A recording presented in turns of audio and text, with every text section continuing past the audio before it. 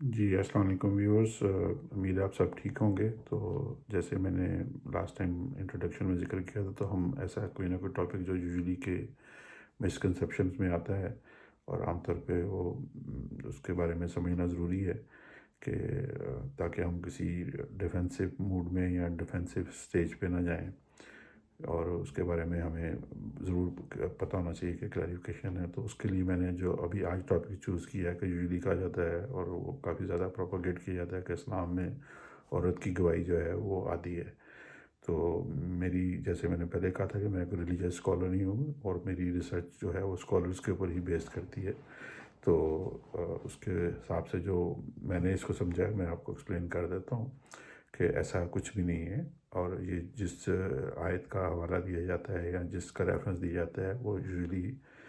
اس کو کنسیڈر کیا جاتا ہے سورہ جو بقرہ کی آیت نمبر 282 ہے، جس کی وجہ سے یہ مسکنسیپشن جو ہے جو جن کی وجہ سے بھی ہوا ہے، وہ اس آیت کی کو یوز کرتے ہیں کرنے کے لیے۔ تو اس آیت کو اگر آپ دیکھیں تو وہ اس میں شروع میں ہی ہے، اس آیت کے 282 کے شروع میں ہی ہے۔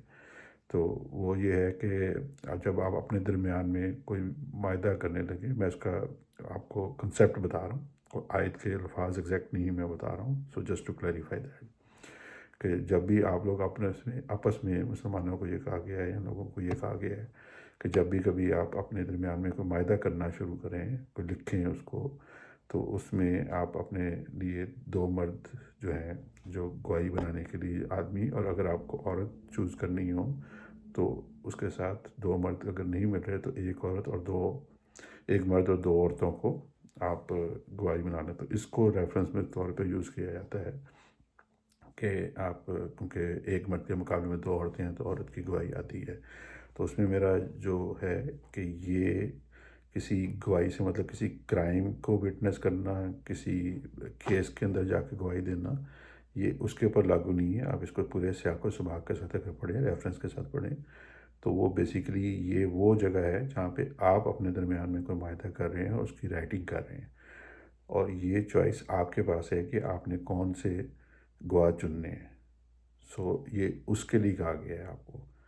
کیونکہ اس کا کیا ہے کہ آپ کا جنرلی جو سماجی سٹرکچر تھا، وہ 1500 سال پہلے تو جو تھا وہ تھا۔ ایون آج بھی اگر ہم اپنے ارد گرد دیکھیں، ہمارے ملک میں دیکھیں، ساؤتھ ایشیا میں پورے میں دیکھیں، تو خواتین کے اوپر کسی بھی ہسبینڈ کا، اس کے پیرنٹس کا، اس کے بھائیوں کا انفلوئنس کر کے اس کو مجبور کر دینا کہ تم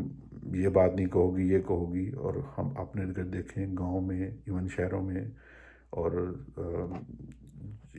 بہت سارے آپ کو ارد گرد سارے لوگ ایسے ملیں گے جن پہ عورت کو کسی نہ کسی طرح سے پریشرائز کر کے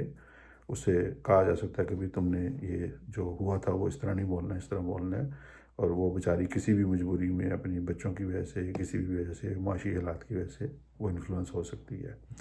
تو معاہدہ کرتے وقت آپ کو اس میں کلیئر الفاظ ہیں کہ جب آپ ان رائٹنگ معاہدہ لکھ رہے ہو، سو بیسیکلی نا یو آر ایٹ لبرٹی کہ آپ نے چوز کرنے ہیں کہ گواہ کون ہوں گے۔ تو اس صورت میں کہا گیا تاکہ کہیں یہ نہ ہو کہ عورت کے اوپر انفلوئنس کر کے فائنینشیل سچویشن کی وجہ سے وہ زیادہ چانسز ہیں، اور ایون آج کل ہیں، تو وہ ٹو ٹاک اباؤٹ 1400-1500 سال پہلے کی بات۔ جبکہ اس کو اگر آپ دوسرے لفظوں میں دیکھیں تو کسی اور موقع پہ جہاں پہ ان رائٹنگ معاہدہ آپ نے نہیں کرنا، ایسا کوئی ڈسکریمنیشن نہیں ہے، کیونکہ اگر آپ گواہی کے بارے میں دیکھیں تو قرآن میں جو یوزلی جو جہاں پہ ذکر آیا ہے، اس کے علاوہ جو ہے سورہ معاہدہ میں ہے، وہ ول رائٹنگ کے اوپر ہے، سورہ طلاق میں ہے، طلاق کے بارے میں، سورہ نور میں بھی گواہیوں کا ذکر ہے، کسی نہ کسی وجہ سے، اس میں کہیں کوئی عورت اور مرد کی ڈسکریمنیشن نہیں کی گئی۔ تو اگر یہ ہوتی تو پھر اس میں بتایا جاتا، اس میں صرف گواہیوں کا ذکر ہے، نہ کسی مرد کا ذکر ہے، نہ کسی عورت کا ذکر ہے۔ اس کے علاوہ آپ اگر دیکھیں، جو جب آپ مدینہ کی ریاست میں آپ اپنے نبی پاک کی لائف کو اسٹڈی کرتے ہیں، تو اس میں بھی اگر آپ دیکھیں تو آپ کو بہت سارے واقعات ایسے ملیں گے جہاں پہ کسی بھی کرمنل ایکٹیویٹی میں یا کسی بھی دوسرے مسئلے میں عورت کی گواہی آئی ہے، تو یہ نہیں اس کو کہا گیا کہ وہ ڈیفرنٹ ہے اور یہ ڈیفرنٹ ہے۔ تو سو ان دا نیٹ شیل، دوبارہ میں ریپیٹ کر رہا ہوں ایکسپلین کرنے کے لیے، کہ جب آپ خود لکھ رہے ہیں کوئی معاہدہ اور آپ کے پاس چوائس ہے، تو عورت کو ونریبل ہونے کی وجہ سے، پلس ہم لوگوں کا جو ایک سماجی اسٹرکچر ہے اس میں اس کو عورتوں کو بار بار گواہی کے لیے نہ گھسیٹنا پڑے، تو چوائس دی گئی ہے کہ آپ اس کو ڈسکریج کرنے کے لیے کہ 2 بنائیں گے آپ اس کو، تو یہ صرف اس لیے کیا گیا ہے۔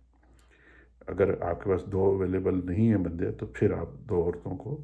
ایک مرد کے ساتھ گواہی اس لیے بنائیں گے، تو تاکہ یہ کیا جا سکتا ہے۔ سو صرف ان حالات کی وجہ سے، جبکہ اگر کوئی کرائم ہوا ہے، آپ کی زندگی میں بہت سارے درجنوں واقعات ایسے ہیں جہاں پہ عورت کو وٹنس کے طور پہ کبھی بھی یہ ڈسکریمنیٹ نہیں کیا گیا، ٹھیک ہے۔ اور اس کے علاوہ جیسے میں نے آلریڈی ریفرنس دیا ہے سورہ طلاق میں، سورہ نور میں، سورہ مائدہ میں، تو وہاں پہ کہیں پہ بھی ان چیزوں کا ذکر نہیں ہے، جبکہ وہ ڈفرینٹ واقعات ہیں، ان کے بارے میں ذکر کیا گیا ہے۔ سو اٹ آلسو پرووز کہ ڈسکریمنیشن صرف اس پرٹیکولر چیز کے بارے میں کہی گئی ہے کہ یہاں پہ آپ نے ایک مرد اور 2 عورتوں کو گواہ بنانا ہے، جہاں پہ چوائس آپ کے پاس ہے۔ So I hope I have cleared myself کہ یہ اس کو یہ ڈرائیو نہیں کیا جاتا کہ یہ ہر واقعے کے اوپر ہے، اور اس لیے یہ مسکنسیپشن جو ہے بہت دور ہونا چاہیے کہ یہ نہیں ہے کہ عورت کی گواہی عادی ہے، ہر صورت میں وہ کمپلیٹ ہے، یہاں پہ معاہدہ لکھتے وقت صرف ڈسکریج کیا گیا ہے۔ So I hope I have cleared myself, but obviously as I said that I am not a religious scholar. اگر کسی کا اس کے بارے میں کچھ اور رائے ہے تو وہ ضرور کمنٹ کرے and then we can discuss on it. تو but I hope I have cleared myself. If you like these concepts, so please topic suggest کریں، اس کے اوپر ہم ریسرچ کر کے اس کے اوپر ویڈیو ٹاک کر سکتے ہیں، اور یہاں آلریڈی جو میرے پاس ٹاپک ذہن میں کرتا رہوں گا۔ سو اگر آپ کو اچھا لگے یہ سیریز تو پلیز آپ اس کو سبسکرائب کریں اور لائک کریں، اور that will be nice of you. So okay جی، اللہ حافظ۔